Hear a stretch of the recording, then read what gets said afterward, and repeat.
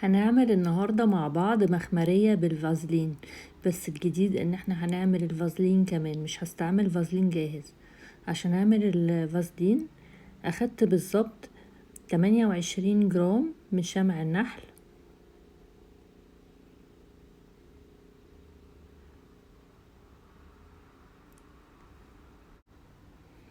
وهنزل فوقيهم بالظبط ب50 جرام من زيت جوز الهند المجزأ.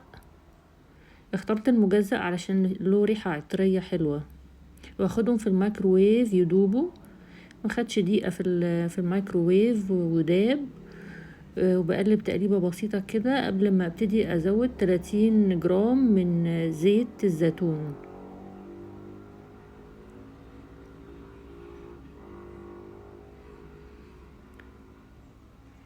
هنزل ب30 جرام زيت زيتون، وهنقل الخليط بتاعي في بيكر تاني علشان اقلل الحرارة بسرعة، عشان البيكر ده سخن قوي وهياخد وقت طويل، وانتوا عارفين بحب اخلص الخلطات بتاعتي بسرعة. وهسيبه يبرد خالص ويمسك لوحده، مش هستخدم لا هاند بلندر ولا اي شيء، يعني هو مفيش نص ساعة هتلاقيه جمد. وهنا بعد ما جمد بقلبه كده تقليبة برضو من غير هاند بلندر،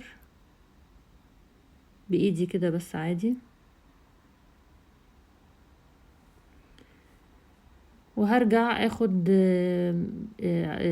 منه بقى المقدار اللي انا محتاجاه عشان نعمل المخمرية اللي بالفازلين. انا هاخد منه 85 جرام، وهسيب 12 جرام لوصفة مخمرية تانية هعملها لكم في حلقة تانية ان شاء الله. وهضيف 5 جرام بالظبط من زبدة الشيا فوق الفازلين بتاعي،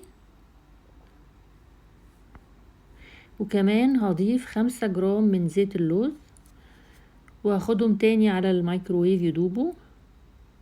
وهنا بعد ما دابوا وهضيف لهم 10 جرام من العطر بتاعي، وانا اخترت عطر لافي ايبال بتاع لانكوم.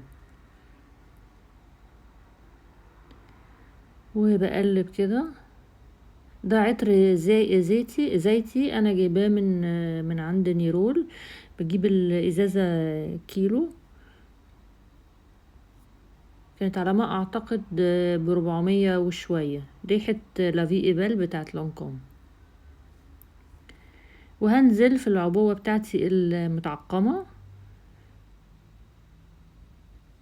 وهسيبها بقى يعني تنشف تجمد براحتها.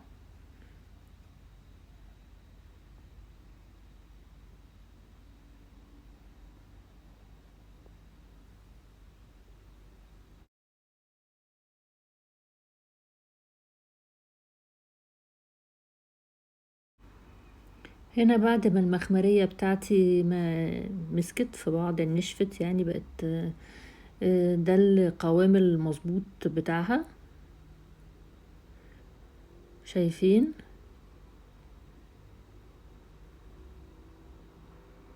لما جمدت حتى لونها افتح سنة.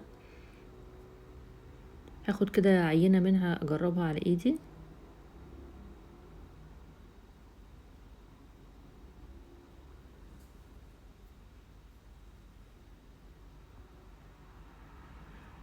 هي بتبقى قوامها زي الفازلين عشان هي معمولة بالفازلين، هي مخمرية فازلين، فناعمة جدا على الجلد، وطبعا ترطيب رائع وريحة حلوة جدا.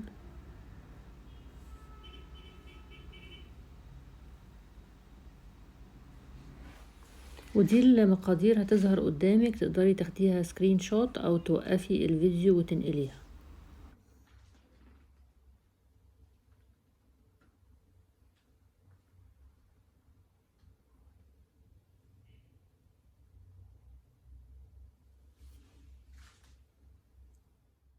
استعمال المخمرية طبعا تقدري تستخدميها على جسمك كله زي ما بتستخدمي اي لوشن عادي خالص.